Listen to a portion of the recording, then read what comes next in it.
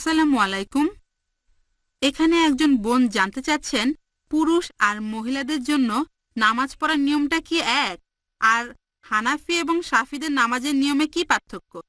বোন, আপনি প্রশ্ন করলেন যে নামাজ পড়ার নিয়মটা পুরুষ আর মহিলাদের ক্ষেত্রে এক কিনা, শাফি আর হানাফির ক্ষেত্রে এক কিনা। আমাদের নবীজি মুহাম্মদ সাল্লাল্লাহু আলাইহি ওয়াসাল্লাম বলেছেন, এটা আছে সহিহ বুখারীতে খণ্ড নম্বর 1। নবীজি বলেছেন, নামাজ পড়ো যেভাবে আমাকে পড়তে দেখেছো।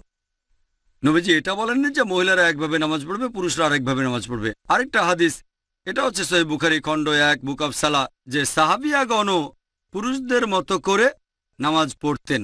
পুরুষ আর মহিলাদের নামাজ পড়ার জন্য আলাদা কোনো নিয়ম নেই। নামাজ পড়বেন সেভাবে যেভাবে নবীজি পড়তেন, সে আপনি পুরুষ হন বা মহিলা হন।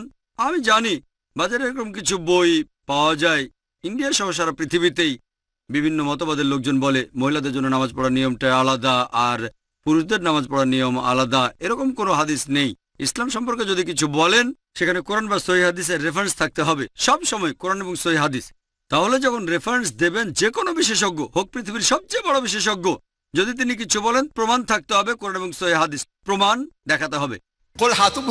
প্রমাণ পেশ করো ইন কুনতুম সাদিকিন। এমন কোনো হাদিস নেই বা কোরআনের আয়াত নেই যেটা বলছে যে নামাজ পড়ার নিয়মটা পুরুষ এবং মহিলাদের আলাদা। আমি জানি অনেক বিশেষজ্ঞ নিজস্ব দৃষ্টিভঙ্গি থেকে বলে থাকেন যেহেতু মহিলাদের নিরাপত্তা দরকার, তারা আলাদাভাবে নামাজ পড়বে। এটা হচ্ছে তাদের দৃষ্টিভঙ্গি, কিন্তু নবীজি কখনো বলেননি নামাজ পড়বো যেভাবে নবীজি পড়তেন। এবারে হানাফি এবং শাফি মাযহাবে নামাজের নিয়ম সম্পর্কে বলি। আমি জানি এদের মধ্যে কিছু পার্থক্য আছে। হানাফিরা নামাজের সময় হাত বাঁধে নাভির নিচে, শাফিরা হাত বাঁধে বুকের উপরে, তারা তাকবীর দেয়, আমিন শব্দটা জোরে বলে। এখানেও আগের উত্তরটাই। সহিহ বুখারী, নবীজি বলেছেন খণ্ড নম্বর 1 বুক অফ সালাহ, নামাজ পড়ো যেভাবে আমাকে পড়তে দেখেছো। আর এই চারজন ইমাম, ইমাম শাফি, ইমাম আহমেদ ইবনে হাম্বল, ইমাম আবু হানিফা, ইমাম মালিক, এই চারজন বিখ্যাত ইমামই বলেছেন যদি দেখো আমার কোনো ফতোয়া আল্লাহ এবং রাসূলের বিরুদ্ধে যাচ্ছে, ফতোয়া দেওয়ালে ছুঁড়ে মারো। আমি জানি আবু হানিফা রাদিয়াল্লাহু আনহু বিখ্যাত বিশেষজ্ঞ, তাকে শ্রদ্ধা করি, ভালোবাসি। মানুষে বলে যে তিনি বলেছেন যখন তোমরা নামাজ পড়বে নাভির নিচে হাত বাঁধবে। আবু দাউদে একটা হাদিস আছে, আবু দাউদ খণ্ড নম্বর 1 বুক অফ সালাহ, বলা হয়েছে নবীজি নামাজের সময় নাভির নিচে হাত বাঁধতেন। তবে এটা জয়ীফ হাদিস। ঠিক এর পরের হাদিসটাই বলছে, যেটা সহিহ হাদিস, যে নবীজি হাত বাঁধতেন নাভির উপরে। আরো সহিহ হাদিস আছে সহিহ ইবনে খুজাইমা, যেটা বলছে নবীজি হাত বাঁধতেন বুকের উপরে। সহিহ হাদিস যখন বলছে নবীজি বুকের উপর হাত বাঁধতেন, নাভির নিচের হাদিসটা জয়ীফ। তাহলে নামাজ পড়ার সঠিক নিয়ম বুকের উপর হাত বাঁধা। তার মানে এই না যে ইমাম শাফির সব কথা ঠিক অথবা ইমাম আবু হানিফা তারা দুজনেই শান্তিতে থাকুন, তিনি ভুল। এরা সবাই বিখ্যাত বিশেষজ্ঞ, তাদের শ্রদ্ধা করি, তারা মহান আলেম। তবে আমরা বুঝতে পারছি না যে সেই সময়ে সব হাদিসই লিপিবদ্ধ হয়নি। আমাদের নবীজির জীবদ্দশায় কোরআন লিপিবদ্ধ হয়েছিল, এটা নিয়ে কোনো সন্দেহ নেই, নবীজির নিজস্ব তত্ত্বাবধানে। তবে হাদিস লিপিবদ্ধ করা হয়েছে নবীজির ইন্তেকালের 50 বছর পর, 100 বছর পর বা 150 বছর পরে। এই বিশেষজ্ঞগণ অনেক আগে এসেছেন, আর যেহেতু তাদের কাছে সবগুলো সহিহ হাদিস ছিল না, তারা তখন যে ফতোয়া দিয়েছেন সেগুলো তাদের তখনকার জ্ঞানের ভিত্তিতে।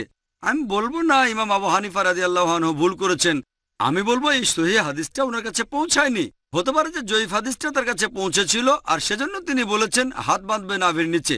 সহিহ হাদিস হয়তো ইমাম শাফির কাছে পৌঁছেছিল, তিনি বললেন হাত বাঁধবে বুকের উপরে।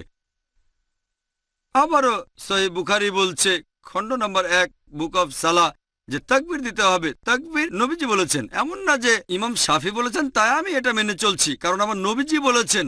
তারপর অজুর বেলায় কোরআনের একটা আয়াত আছে সূরা মাইদা অধ্যায় নম্বর 5, বলা হয়েছে কোনো মহিলাকে স্পর্শ করলে অজু ভেঙে যায়।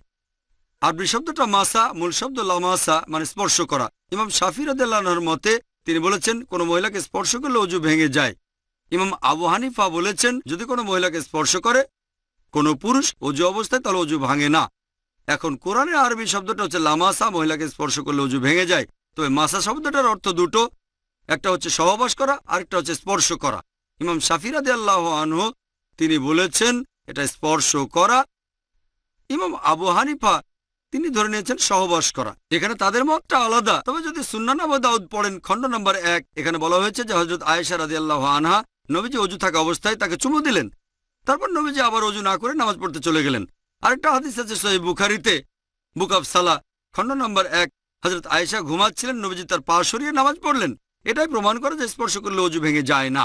এখানে আবু হানিফা রাদিয়াল্লাহু আনহু ঠিক বলেছেন, আর ইমাম শাফি, আমি বলবো না তিনি ভুল করেছেন ইচ্ছাকৃতভাবে, হাদিসটা ওনার কাছে পৌঁছায়নি। সবাই বিখ্যাত বিশেষজ্ঞ, আর তারা বলেছেন দেখো যদি আমার কোনো ফতোয়া আল্লাহ এবং রাসূলের বিরুদ্ধে যাচ্ছে, তোমরা আমার ফতোয়া দেওয়ালে ছুঁড়ে মারো। আমি তাই বলবো, আমি একজন পাক্কা হানাফি। আমি ডক্টর জাকির নায়েক একজন পাক্কা হানাফি। কেন? আবু হানিফা ফতোয়া দিয়েছেন নাভির নিচে হাত বাঁধবে নামাজ পড়ার সময়, কিন্তু সহিহ হাদিস বলছে বুকের উপরে। তাই আমি নামাজের সময় হাত বাঁধি বুকের উপরে, আমি একজন পাক্কা হানাফি।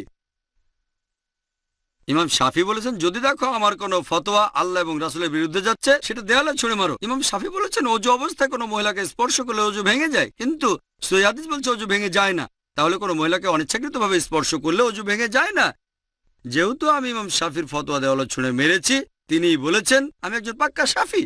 আমি পাক্কা হানাফি, পাক্কা শাফি, আমি পাক্কা হামলি, এছাড়া পাক্কা মালিকি। পাক্কা মানে খাঁটি। আমি মেনে চলি 100%, অন্যরা মানে হয়তো 80 বা 90%, অথবা আবু হানিফার 60%। আমি পুরোপুরি মেনে চলি। এই চারজন ইমামই বলেছেন যদি দেখো আমার কোনো ফতোয়া আল্লাহ এবং রাসূলের বিরুদ্ধে যাচ্ছে, ফতোয়া দেওয়ালে ছুঁড়ে মারো। এই চারজন ইমামই বিখ্যাত বিশেষজ্ঞ, তাদের শ্রদ্ধা করি। তবে আমাদের বুঝতে হবে সব হাদিস তখনও লিপিবদ্ধ হয়নি। এখন সবকিছু আমাদের হাতের নাগালে, সিডি রোমে পাবেন, বইয়ে পাবেন, অ্যাভেলেবল। তখনকার দিনে ছিল পর্যাপ্ত তথ্যের অভাব। যেমন ধরেন আমার ভাই একজন ডাক্তার, আর কোপার্নিকাস একজন বিখ্যাত বিজ্ঞানী ছিলেন। তবে বিজ্ঞানের ব্যাপারে কোপার্নিকাসের চেয়ে আমার ভাইয়ের জ্ঞান অনেক বেশি, আইনস্টাইনের চেয়েও।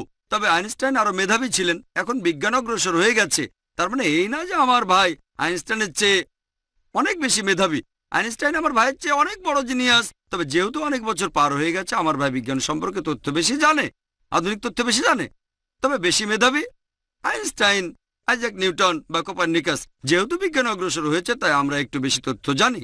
এই চারজন ইমামও জিনিয়াস ছিলেন, তাদের ভালোবাসি, শ্রদ্ধা করি। তবে এখন অনেক কিছু লিপিবদ্ধ হয়েছে, আর আমাদের বুঝতে হবে আল্লাহ পবিত্র কোরআনে বলেছেন সূরা আল ইমরান অধ্যায় নম্বর 3 আয়াত 103, ওয়াতাসিমু বিহাবলিল্লাহি জামিআ ওয়া লা তাফাররাকু। তোমরা আল্লাহর রজ্জু শক্ত করে ধরো, পরস্পর বিচ্ছিন্ন হয়েও না। আমরা বিভিন্ন দলে ভাগ হব না। আর নামাজ পড়ার একমাত্র নিয়ম সেটা হানাফি, শাফি বা মালিকিদের নিয়মে না, হবে আমাদের নবীজির নিয়মে। আর ইমাম আবু হানিফা রাদিয়াল্লাহু আনহু, ইমাম শাফি রাদিয়াল্লাহু আনহু বলেছেন তোমরা যদি দেখো আমার কোনো ফতোয়া আল্লাহ এবং রাসূলের বিরুদ্ধে যাচ্ছে, আমার ফতোয়া দেওয়ালে ছুঁড়ে মারো। তাহলে পাক্কা হানাফি হিসেবে সহিহ হাদিসের কথা মেনে চলবেন, পাক্কা শাফি হিসেবেও আপনি সহিহ হাদিসের কথা মেনে চলবেন। তাহলে সত্যিকারের ইসলাম মেনে চলা হবে। আশা করি উত্তরটা পেয়েছেন।